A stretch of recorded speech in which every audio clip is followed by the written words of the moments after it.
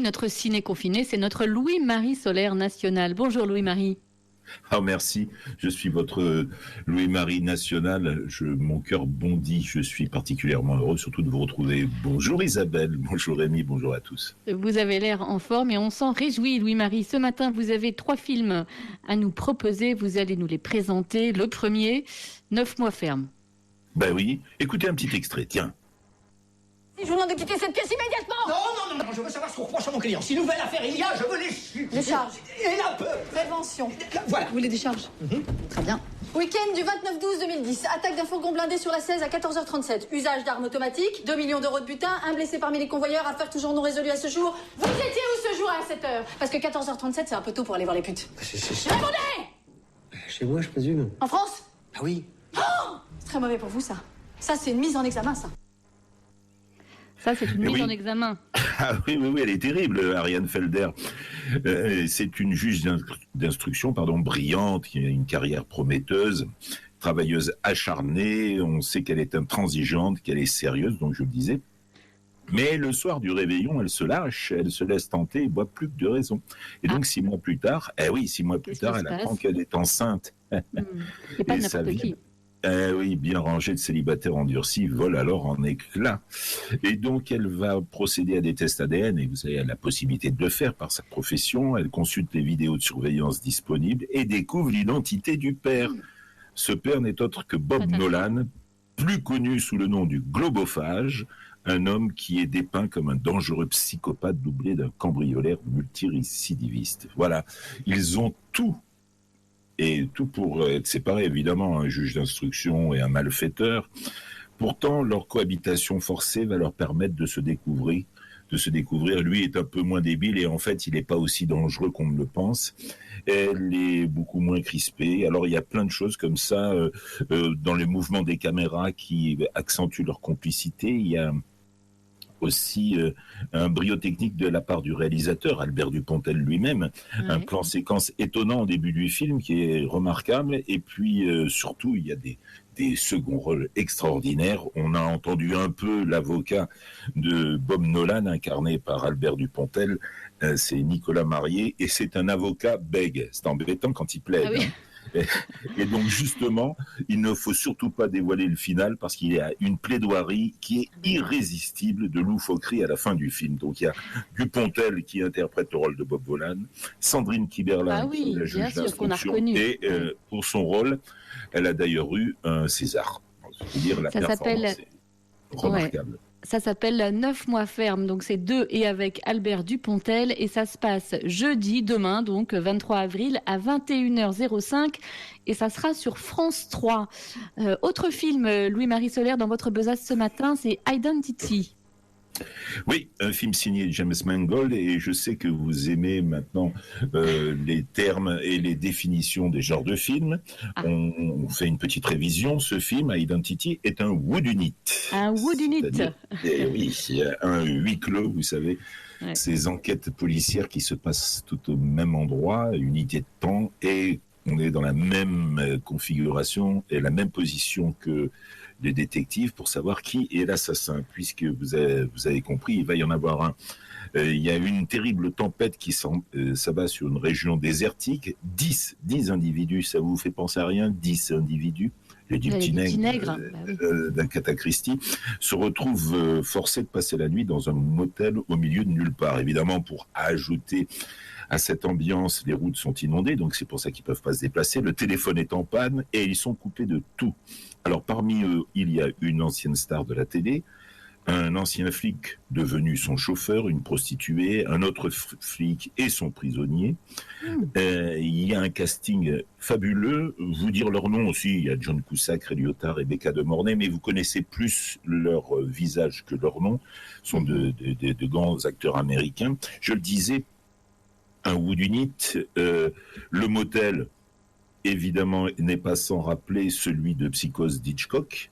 Les 10 petits nègres, on l'a dit, d'Agatha Christie, et c'est le traitement qui fait que on est coincé, embarqué dans cette aventure, de plus en plus angoissé par ce qui se passe, jusqu'à l'explosion de la chute. Et oui, parce qu'il en faut une, le twist, l'assassin rappelez-vous les petits nègres ou pas, peu importe, vous remémorerez ça en découvrant ce film donc de James Mangold, Identity. Identity, et c'est mardi 28 avril à 20h45 sur RTL 9. Je vous ai écouté d'une oreille, Louis-Marie Solaire, parce que j'essayais de me représenter l'écriture de Wood Unit. Vous allez m'aider parce que j'ai pas réussi.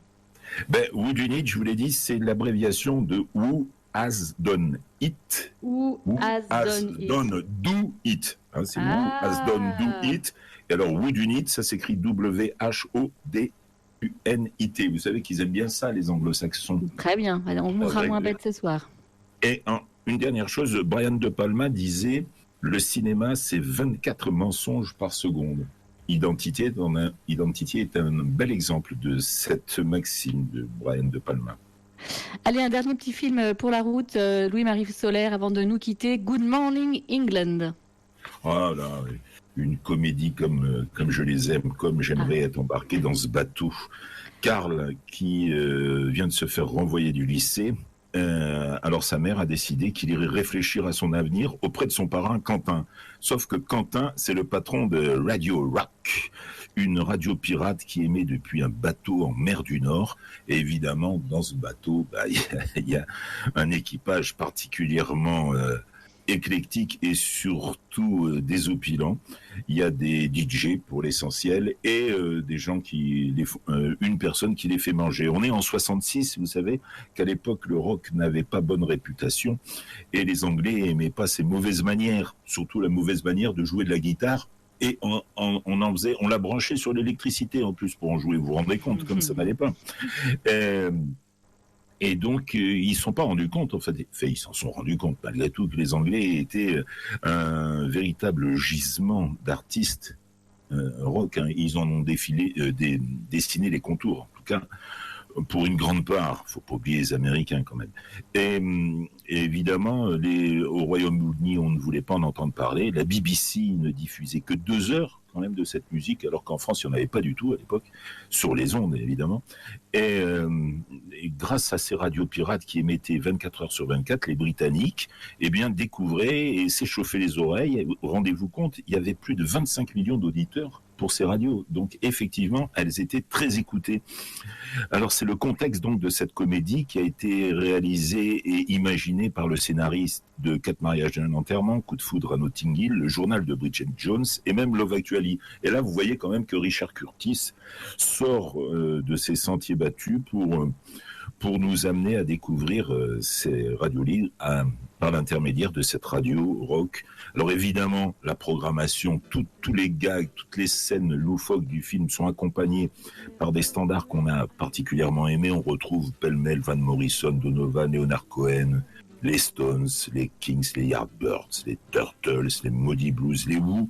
C'est une comédie particulièrement réjouissante, vous savez, où on renoue avec l'esprit de camaraderie fraternelle qui avait fait, vous vous souvenez, je parlais de 4 mariages et un enterrement, c'est ça, oui. ce groupe d'amis très soudés qui se retrouvent chaque fois, on retrouve la même ambiance, sauf qu'on a la folie furieuse complètement décalée des DJ qui sont plus loufoques que les uns que les autres quand ils sont à l'antenne et quand on les voit travailler. C'est énorme, il y a plein de gags, c'est savoureux, c'est attachant, et puis en plus, même pour cette les enfants, musique. Ah oui, ils se réjouiront de voir les bêtises que peuvent faire ces mecs-là quand ils sont embarqués dans ce bateau. Il faut dire qu'ils restent dans ce bateau coincés. Ils sont dans ces bateaux, ils étaient dans ces bateaux, vous l'avez bien compris, pour échapper, puisqu'ils se mettaient en dehors des eaux territoriales, pour échapper aux gardes-côtes britanniques. Comme ça, on ne pouvait pas les arraisonner. Bon, on va le garder. Good Morning England, c'est de Richard Curtis. Il devait en rester qu'un, ça sera celui-là. On l'a bien compris, c'est le coup de cœur de Louis-Marie Solaire. Et c'est en VOD. Un grand merci, Louis-Marie Solaire. On vous retrouve la semaine prochaine et on se quitte en musique avec la BO du film, je crois. C'est les Turtles, les fameux Turtles qui étaient devenus célèbres avec Happy Together. Et là, c'est Eleanor. Un très beau titre. On vous embrasse, Louis-Marie.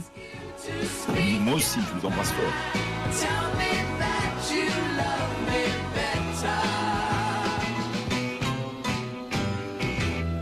I really think you're groovy. Let's go out to a movie. What do you say now, Eleanor, can we? They'll turn the lights way down low. the show. I think I love